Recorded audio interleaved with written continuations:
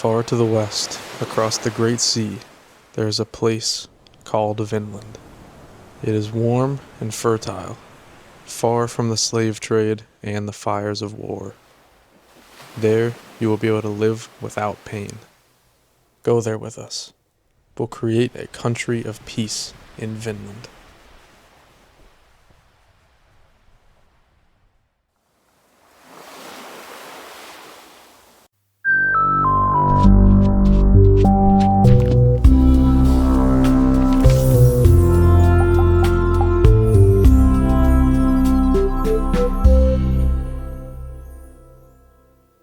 Hi.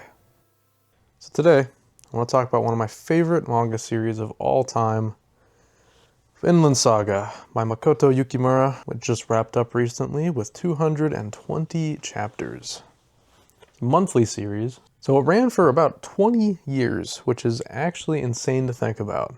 Like, it's funny to look at the stuff in this volume here, and just think that this was 20 years ago. So unlike the last video I did similar to this, where I was telling you whether or not you should read it, I'm just going to come out right here and say, read it.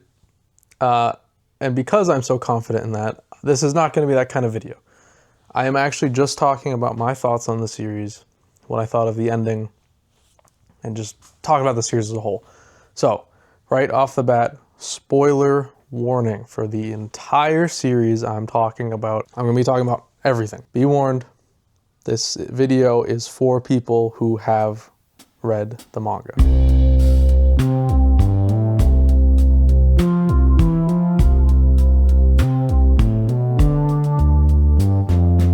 When the manga ended, I obviously knew I wanted to make a video about it because, like I said, this is one of my favorite series of all time. And I went through a lot of different ideas.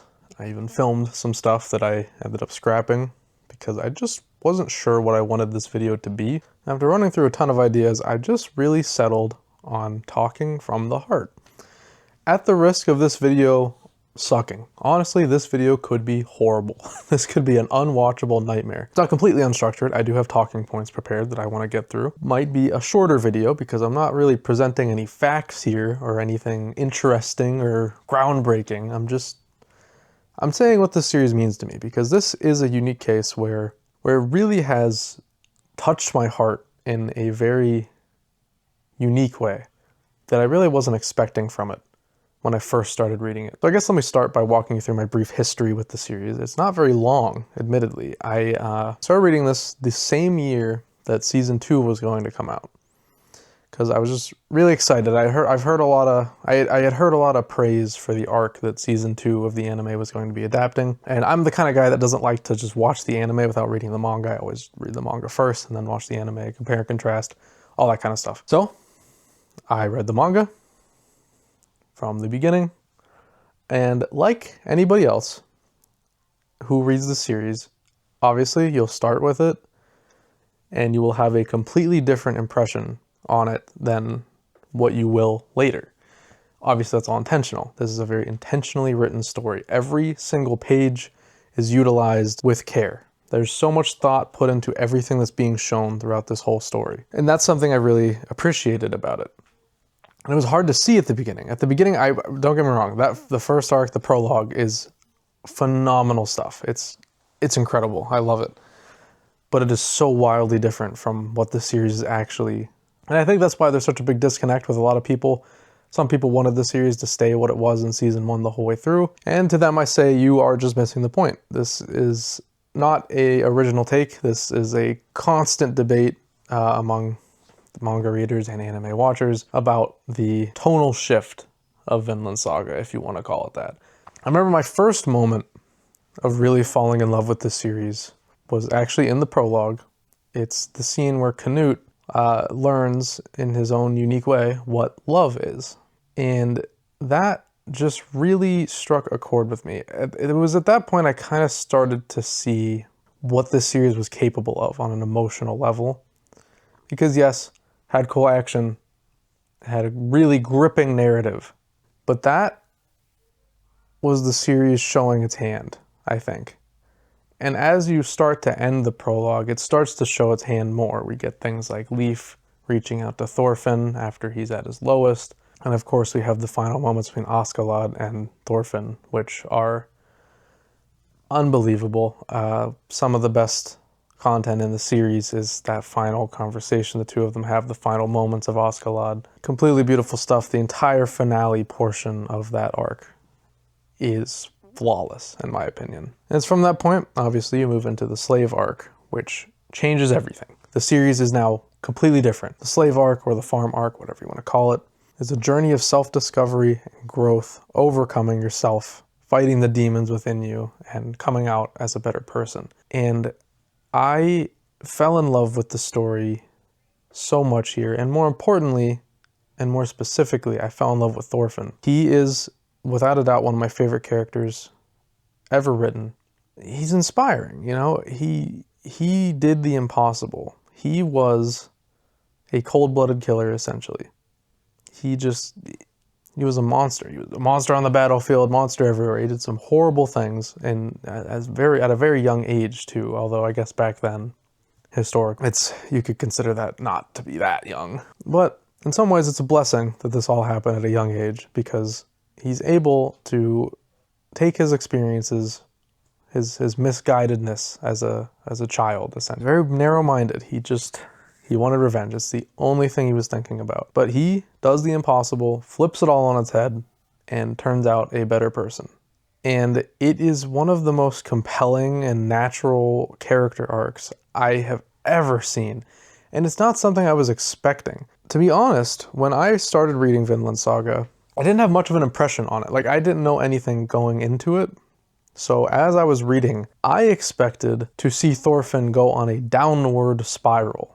And this is also having not known the real history, by the way. I had no idea about anything until after I read the manga. I started looking into the history. I thought we were going to see Thorfinn keep getting worse and worse and worse, and it was like a self-destructive journey.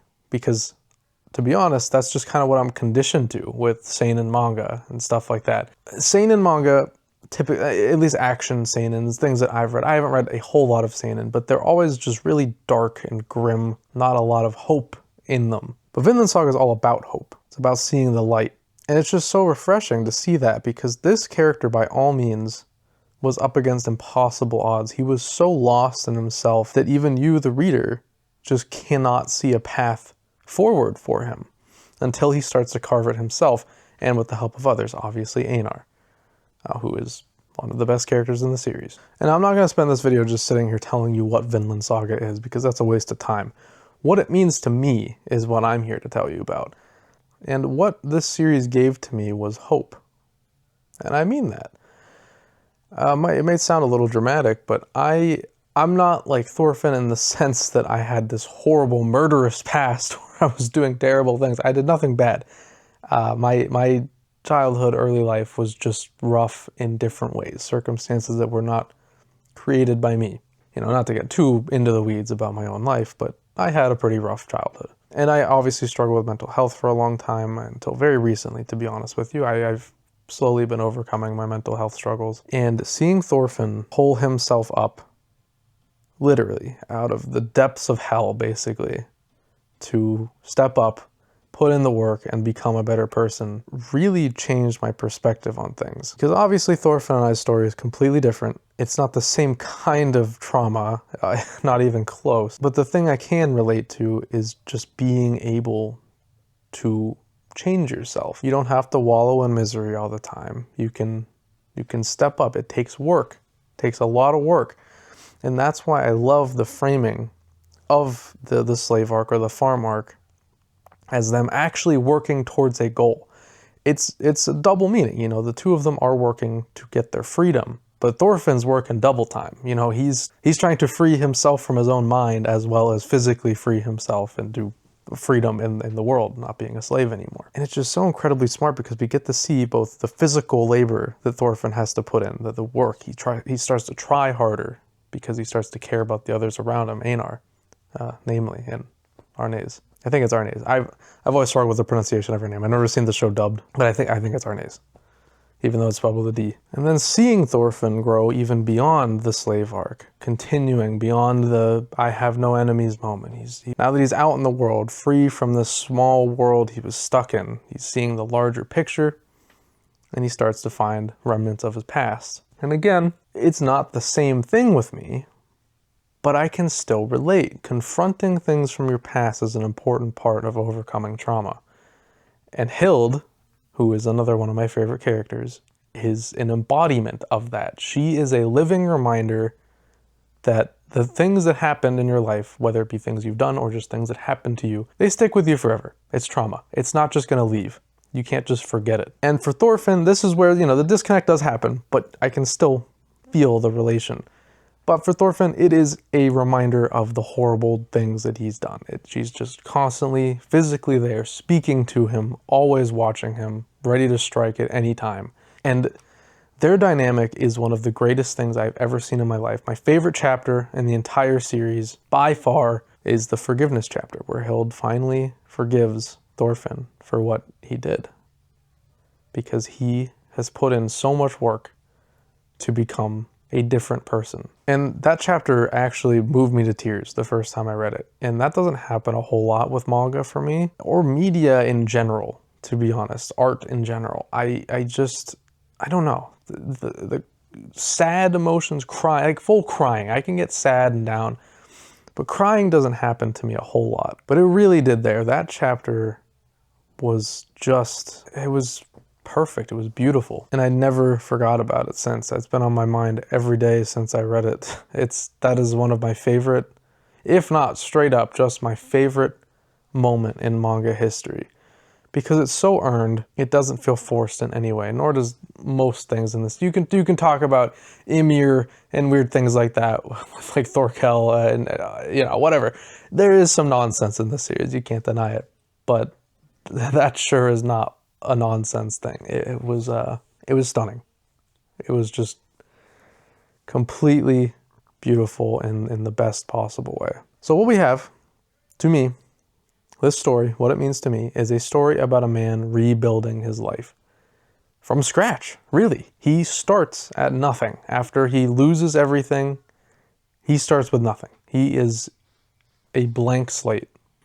Which brings me to a quote I want to share, one of my favorite quotes from the whole series. It's actually from Sverkel. I hope I'm saying his name right. I don't know how to say a lot of these names, but he's Ketil's father, the old man on the farm, who imposes a lot of wisdom onto Einar and Thorfinn, who is also one of my favorite characters. He's only used in that arc, but he leaves such a great impression. And something he said to Thorfinn really stuck with me, and it's a quote I never forgot and I always think about. He says, "Being empty means anything can fit inside of you. If you want to be reborn, empty is the best way to be." And to Thorfinn, and myself even, who at times I really did just kind of feel like a shell. I kind of, after a certain point of dealing with trauma, it becomes routine. You hardly even think of it as a big deal anymore. It just kind of becomes part of you. And you kind of start to lose your humanity in a way. And as someone who really did just silently deal with it on their own, on my own, for a long time, longer than I'd like to admit, it is kind of dehumanizing in a way. It makes you lose yourself. You truly just feel like a husk, like you don't fit in anywhere. You're just empty, which is exactly how Thorfinn felt after he lost everything. And hearing these words, hearing a positive spin on being empty, basically saying that because you're empty, you have so much room to fit new things inside of you. You can rebuild. You can make something new out of nothing. That quote really lit a fire in me. Reading that quote was the first time in a long time, maybe even ever, that I felt a drive to make myself better. I think I read that probably 2 years before I even set off on my mental health journey. I started going to therapy and all that. I, again, don't have to get too into the weeds, but that quote started the spark within me to start making myself better. Especially after having read the rest of the series beyond that, with that quote in the back of my mind, seeing Thorfinn actually improve, become a better person, go and achieve his goals, go pursue Vinland, the goal he forgot about for so long.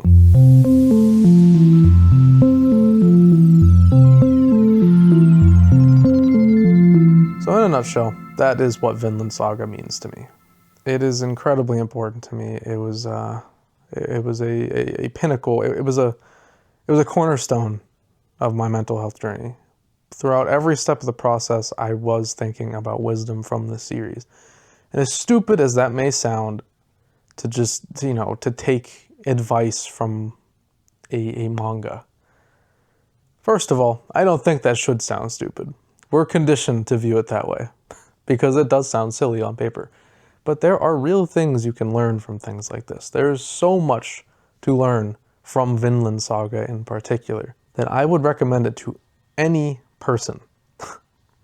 If you are one of the people who reads the prologue and you get really upset and pissed off afterwards, well, I don't know what to tell you. I guess it's not for everyone, but the type of people who can't understand what is trying to be communicated here make me very sad. It's a shame that you're closing your mind the same way that Thorfinn did for so long. You really think that Thorfinn would be better off staying as he was from the prologue? That's crazy. That is just crazy. Even talking that way, saying the things I just said, now that the series has ended, we've seen the full picture, I honestly don't even know if Yukimura would agree with what I'm saying here. And I mean that in the sense that we have an ending here where we failed.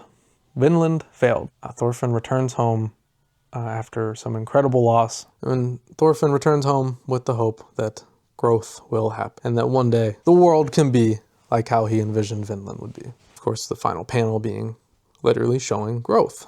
That's what this series is about. It's about growth, growing beyond yourself, growing beyond the roots, becoming something new. And something you'll often see, at least lately, I've been kind of watching the scenario, the conversations play out in regards to this series ending. A lot of people may find it unsatisfying. We didn't touch him with Canute at all. Canute's role in the story was fulfilled at the end of the slave arc. That's all that was needed from him. He did show up more beyond that, briefly, but never as a major role. That's because he's not needed. He was not needed anymore beyond that point.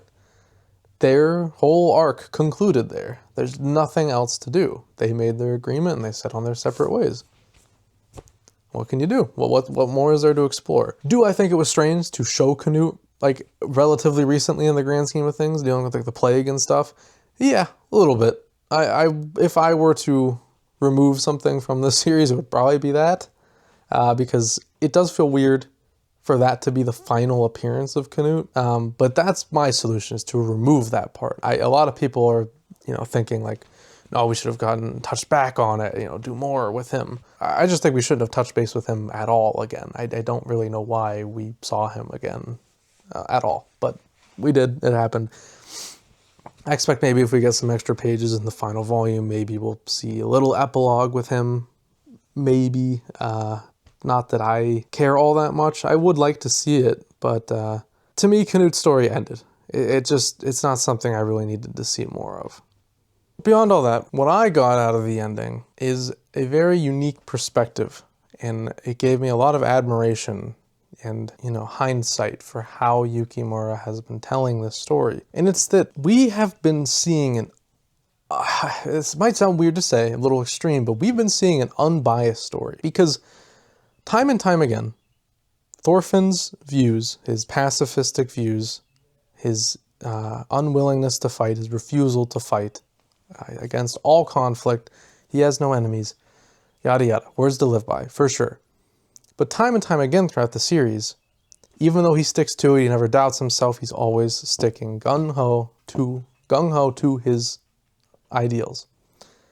They fail him a lot, many times. There are times in this series, even before the ending, where his situation probably could have been resolved quicker if he had taken up his blades. But he was never going to do that. It's not him anymore.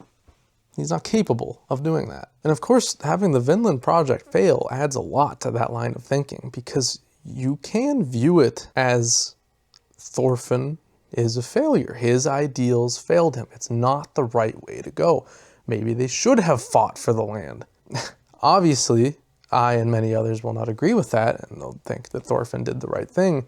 But what I like about this ending is that it is still, it's unbiased, you know? It's not saying one way or the other. There's no narration at the end that just says like, yeah, Thorfinn was right. It never says that. It's never right in your face. It's just, this happened. He tried, he stuck to his way of thinking, he never backed down, whereas Einar lost himself and lost his life. Thorfinn stuck to his ideals, lost Vinland, lost his best friend, but lived and kept himself. So what do we take from that? It's up to you. You take what you want from it. Now you may find it strange that even though I've been expressing my wholehearted agreement towards Thorfinn's ideology, and how I like the fact that we end with an unbiased view. But it's because, I mean, you know, it's history. It happened this way. I wouldn't like it if history was changed. It just can't last. It was too hard of a task. There's too many problem childs on both sides. It can't work. And that's the brutal reality of life. You know, things like this often just can't work. It's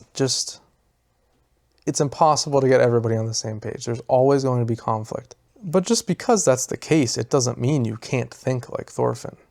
You can live your life however you want. Thorfinn just happened to get a following. He had people who were on board with what he was saying. But in the end, you know, there's a reason why the world is the way it is, as unfortunate as that is. But there's always going to be people out there like Thorfinn who want to make a change. They want to make the world a better place, something inhabitable for all, total fantasy land.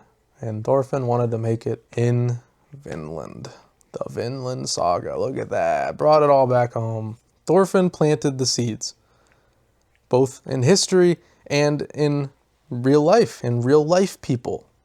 Yukimura and, you know, Thorfinn put a drive in people, certainly put a drive in me, and I've seen many other people express similar sentiments.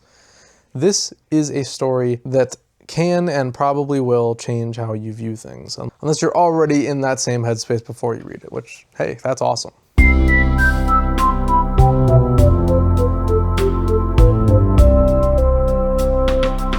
yeah, that's my little talk about Vinland Saga. That's pretty much all I have to say. It is a very, very important story to me. I love all the characters dearly. Leif Erikson I didn't get to talk about. He's another one of my favorites. I love Canute, Thorkel, Askeladd. Bug Eyes is my guy. Einar is the best. Arnes was amazing. Gudrid, love her to death. Obviously Hild, incredible character. So many more I'm probably not even mentioning right now. Snake, really great, underused character, honestly. So if for some reason you watched this whole video without having read Vinland Saga, please go read it. It's worth your time. And for everyone else out there who has read the series, please in the comments, tell me what it means to you. I don't really want to hear lore discussions about this series, because if I didn't drive it home well enough, this series just isn't like that. It's not interested in telling a narrative about the world. We are reading a story about Thorfinn. That is what this whole manga is about. Yeah, it's called Vinland Saga. It's not Thorfinn Saga. But Thorfinn Saga is the saga of Vinland. He's the guy that tried it. And it's also technically a saga that goes beyond him as well. It's a saga that never ends, technically. It's a never-ending battle, because the world that Thorfinn wants, and likely the world that Yukimura wants, the world that I want, certainly, this harmonious, peaceful world, free of war, free of all the woes in the world, is a pipe dream. As sad as it is, it's just the case. But there's always that seed. There's a little bit of hope all the time that humanity can grow and become something new together. This series made me hopeful. It gave me hope in myself and in humanity as a whole, because if I can learn the lessons that this series is trying to teach, then anybody can. It is a life-changing series. Alright, that's all I got for this video. Thank you so much for watching. Please let me know your thoughts. I'd love to hear about Vinland Saga. Again, just personal thoughts, personal stories. We don't need to get into lore, power scaling debates. That is not what I'm trying to hear about this series. But you probably guessed that from this channel's other content. But thank you if you're new here. Thank you for sticking around through this whole thing. Like, comment, subscribe to help grow this channel if you'd like to see more stuff like this, all that fun stuff. And I will see you in whatever you decide to watch next. Later, guys.